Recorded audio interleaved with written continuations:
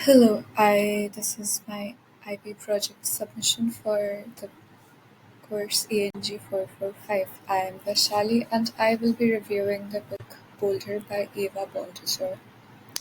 The way I'll do it is I will explain key parts of the plot and then I'll go around the themes that it encompasses. So why Boulder? Um, I know that our course focuses on individuality. This was a book that affected me deeply when I first read it. It deals with the individuality of a queer woman that is sailing through the lone sea. In the beginning, we see her living almost a nomadic lifestyle. She has a spite for daily routine life.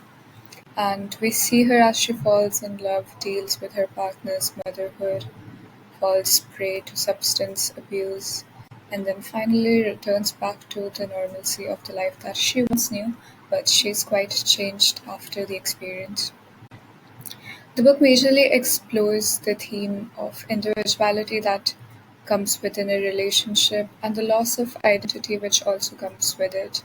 There's love and motherhood which obviously change a person very deeply and they act as catalysts for metamorphosis. It also looks at occupation and work as something that defines our relationship with ourselves and why it's important to maintain and sustain our sense of identity. And obviously, like all the books in the course that we've read, it deals with alienation, which results from a loss of self.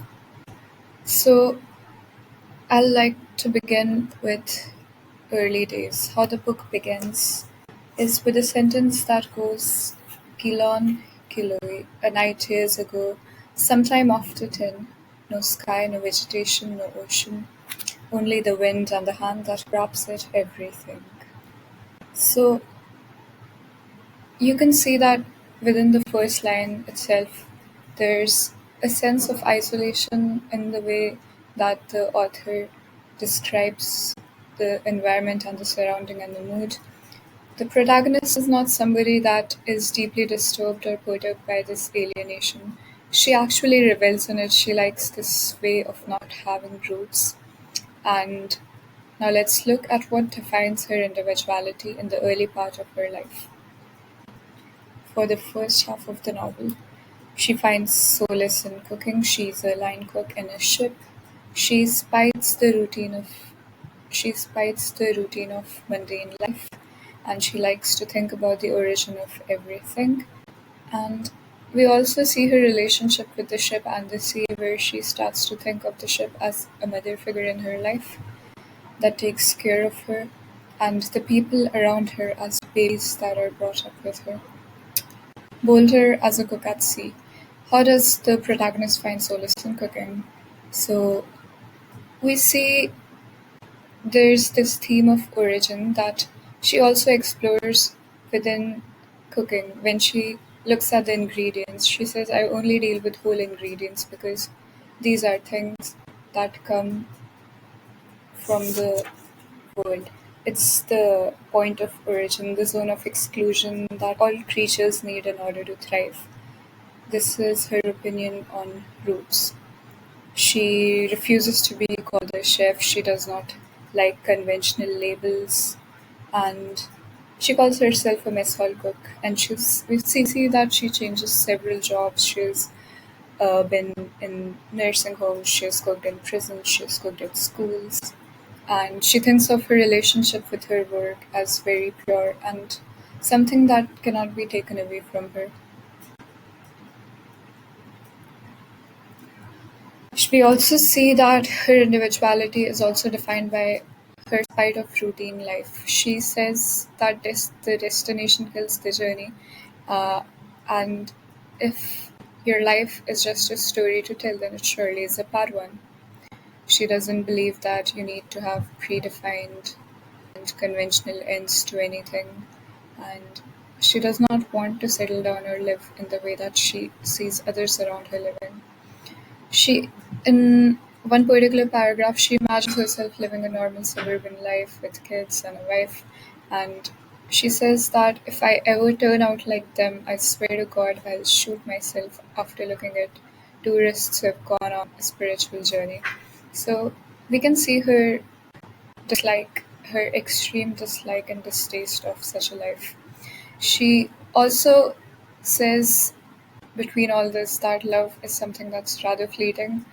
It's only going to give you respite for a short while and then you go back to your normal life again. So we also see her perception of love in this way. The only sense of belonging that Boulder seems to have in value is belonging to the ship, the way she describes herself and the other people on the ship is we all incubate here in the boat's amniotic fluid. It's almost like she sees herself as an unbirthed child within the ship. At some point in the novel later, she says, birth is easy, it's rebirth that's hard. So, obviously, while she's in the ship, she's still thinking of herself as somebody who's not gone on to live her life yet because the rebirth here has not happened yet. And the zone of exclusion that we need in order to thrive for her, it is this ship where she's not really, so she doesn't have any disposable income. She just gets what she needs, and she says that when she starts getting paid for what she does, her relationship with her work is sullied. She says that her work now seems like something that belongs to somebody else that they have time to give to her. She also says that out here in the sea, you cannot hear anything, you cannot hear anybody, and you again see this notion of her wanting to isolate herself from everything and finding comfort in it. The sentiment of not being judged by her shipmates is another one that she appreciates. She says that there is neither acceptance nor rejection that I face while living here. So there's a certain rejection of societal norms and conventions where people will judge you based on how much you're earning, what you do for a living, and all. So that's it for the definition of Boulder's individuality before everything happens to her. The turning point in the novel in the first half comes when she meets Shamsa.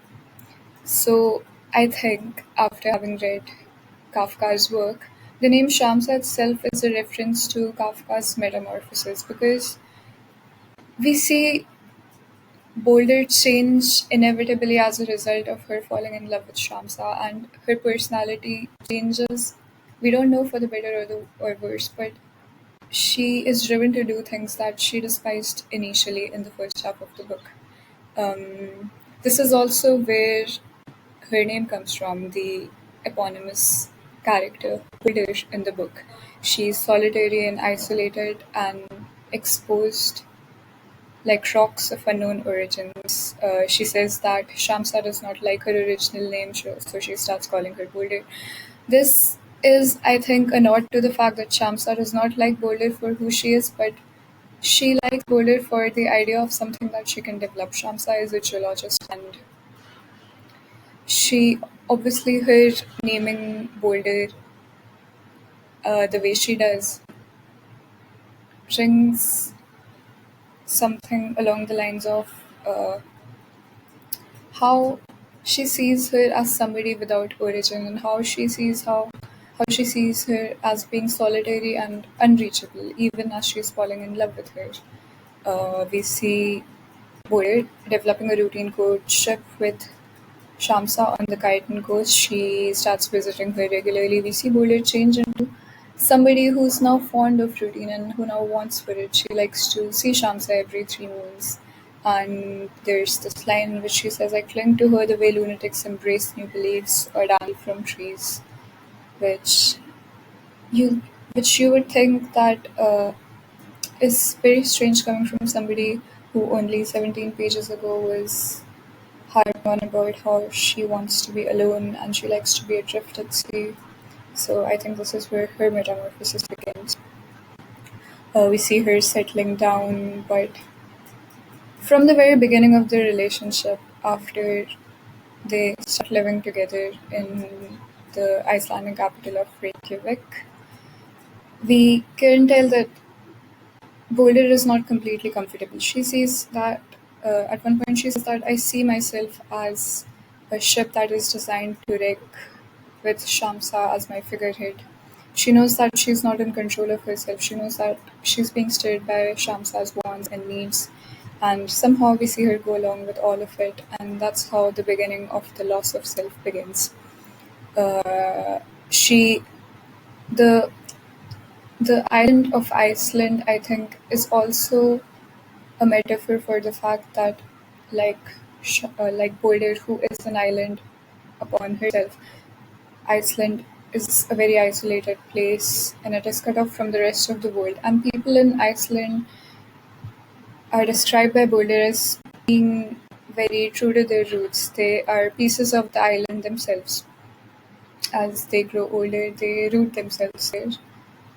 Shamsa also faces a loss of occupation in this part and she starts resenting Boulder. And Boulder faces a loss of occupation and she starts resenting Shamsa's words when Shamsa foolishly says that she can do her own thing. It's fine. She can take some time off, and this leads to Boulder realizing that Shamsa doesn't really see her occupation as having real worth. She sees it as something that Boulder did up on whims and fancies.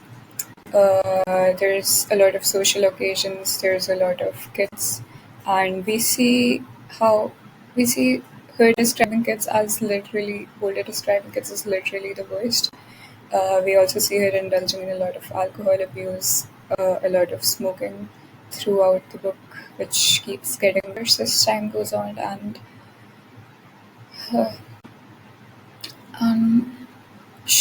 the way she describes the house is very interesting. She says the house gathers itself and looms over you as you offer up your juggling. She looks at it like self-sacrifice. She's living in a house like harakiri, and we are left with a sense of why is she doing this? Why is she doing it? As she keeps doing it. Shamsa, in contrast with her.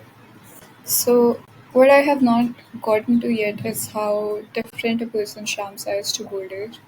Where Boulder doesn't want to hold down a job, Shamsa has a stable job at an MNC. She's a geologist. Where Boulder does not really have roots. We know that she's Spanish, but we don't really learn about her parents or where she comes from or where she was or where she wants to go. Whereas um, for Shamsa, we learn that she has her roots in Ireland. She wants to settle there, and she's going to stay there for the rest of her life, more likely than not. She's extremely social. She loves hosting parties that Boulder doesn't really like. Boulder often escapes from these parties as an excuse of working late, and the way Boulder describes her is also it gives the reader a sense that Boulder doesn't quite know what she's doing. Boulder says she's a shark, like she's something dangerous that will eat her up. She thinks of me as a challenge and believes she can train me the way a farmer would a wolf. We see that Boulder thinks of herself as something wild, something like a wolf that Shamsa thinks that she can tame, and Boulder believes in condescension that we see through the book's absolutely amazing writing in which a decade passes without anything happening and it it does so in a matter of 10 pages. This, mind you, is a 120-page book and you do realize that it's just a metaphor for nothing really happening for those 10 years except the things that Baudelaire has already described to us. She says that everything in my life now has started feeling like charted territory. Nothing new ever happens. It's the same thing over and over and over again. Boulder, whenever Shamsa leaves on her work trips, sees herself as Shamsa's little servant who's just been entrusted with the house keys and nothing more. And due to her lack of occupation, she decides that she should open a food truck and go back to what actually brought her solace. Whenever Shamsa offers to help her with her food truck because it's actually gaining some traction and she has to work overtime a lot. Boulder says that I need to keep her away from this thing where nothing at all is dependent on me. And she's talking about the food truck. So She wants to create a part of her life that Shamsa is not a part of. It's basically like the isolation of Gregor Shamsa, but not completely. It's a lot more positive than we saw in the Metamorphosis. This is a place that she is developing her own skills, and this is a place where she likes to spend her time and live with her thoughts. The next turning point in the book is Shamsa's pregnancy. Boulder is shocked, and she doesn't like to think of the fact that Shamsa is somebody who wants a conventional lifestyle, despite the fact that she's queer. And she remarks on this by saying that a queer couple that has reached a fertility clinic has already surpassed a lot of societal conventions, so why are we doing this now? And Shamsa's reply to all this is basically just insistence. And Boulder realizes that refusing Shams would mean leaving her. And slowly but surely, we start seeing their visits to the gynecologist, the process of her insemination, and there's this love that feels like people supporting each other, and then there's the kind of love that Boulder experiences. She feels that she cannot leave. She feels that love for her now is more of a responsibility than it is a blessing. She becomes more and more alienated as she believes herself to be apart from the entire pregnancy.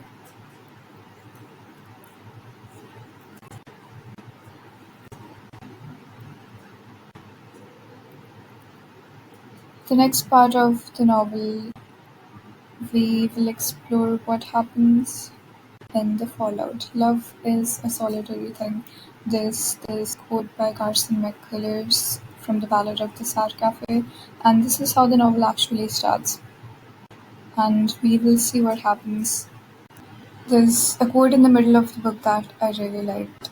When Boulder felt that she was falling out of love with Shamsa. The thing we call soul and which seems to live in the shared chamber of love is not real, it's not anything.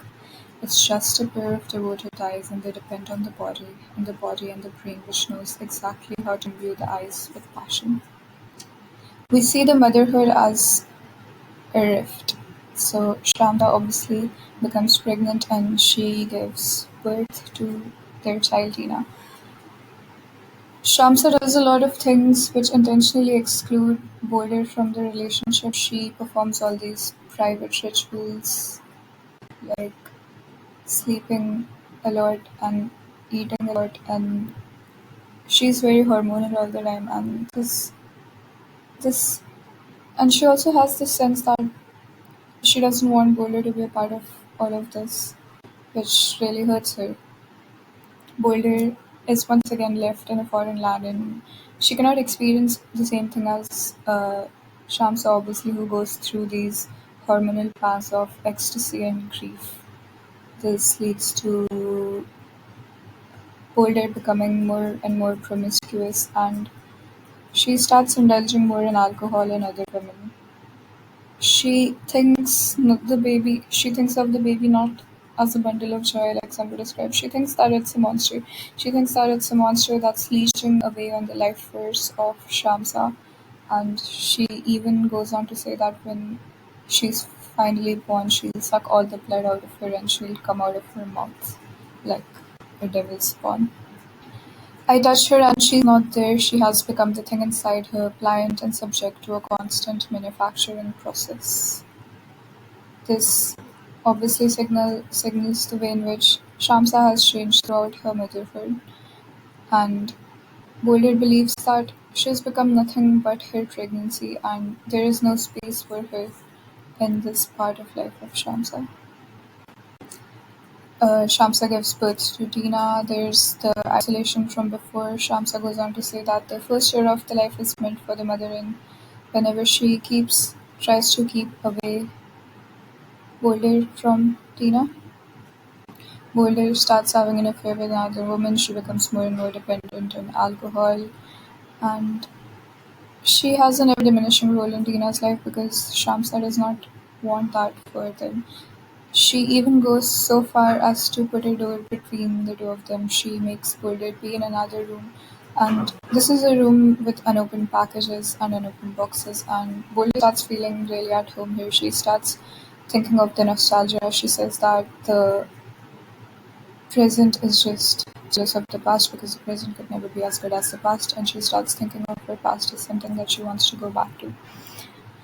She resents Shamsa's way of motherhood and the exclusionary ways in which she keeps Boulder out of all of this. Her motherhood is a clear system of values that aspire to encompass and clarify everything that Boulder doesn't quite understand, and Shamsa doesn't quite want Boulder to understand.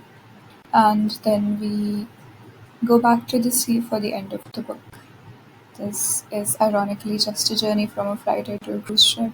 A freighter is something that only carries packages, and a cruise ship is something that also carries people. So we explored Bola's individuality in the beginning, and now we'll explore her individuality at the end of this novel.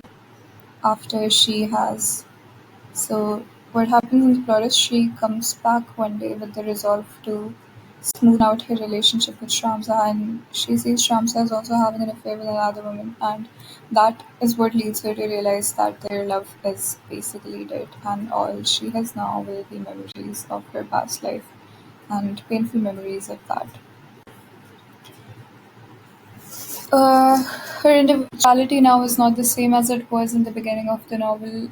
She still cooks, and now we see that she does have resentment for the fact that she will never get promoted. She says this with respect to the symptom of Western decline, which segregates the world of work from the world of experience. And she says that it disqualifies people who have no credentials by tossing them out into the open sea. So we see now that she does want to do something with her potential to cook, but she cannot because that's not how the society works, unfortunately.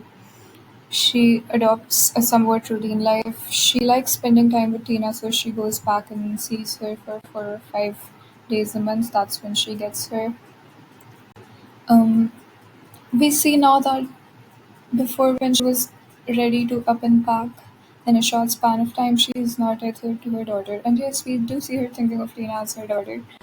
She says that I will never be a mother in the way Shamsa is a mother because obviously motherhood is also a unique experience for different and unique individuals. She says all I want to do is spend time with my daughter. Uh, and at the end of the book, she thinks of her memories and her pain as home. She says, I often think of leaving and I will it every time we sail past a fishing boat, but she can't get herself to leave. She says that I don't understand the pain, which is a minor but ever present discomfort. And I think the book closes with some very powerful lines about pain and memory. She says, the pain is dog like, it sits in a corner licking my wound, making sure it stays open and tender. I sail and I am all alone. Tomorrow we talk and I will go fetch Ina. I won't be boating any other boats, at least for now. I think this book is a beautiful representation of how, even when fully in love, it's a very isolating experience when we lead entirely different lives. So, the book starts with the quote, Love is a solitary thing, which is from the ballad of The Sad Cafe by Carson McCullers. And the actual paragraph leading up to this quote says, Love is a shared experience, but that does not mean that it's a similar experience. I think this book is very relevant in keeping with the times when a lot of young folk tend to do things which might not be the best. But this book also teaches that, I mean, it doesn't exactly try to teach it, it mostly exposes, it doesn't explain. It says that love is something that will change us no matter how hard we try. We're never going to be the same person again, and it has to do with our individuality, but a complete loss of self can also never lead to a long lasting love, anyways, because there's a lot of prison, and that comes with not knowing who you are and not knowing who you are and not being authentic. And it says so in a lot of metaphors and in very beautiful language, and I would recommend everybody read it very highly. That is it for my presentation. Hope I did not bore you. Thank you so much.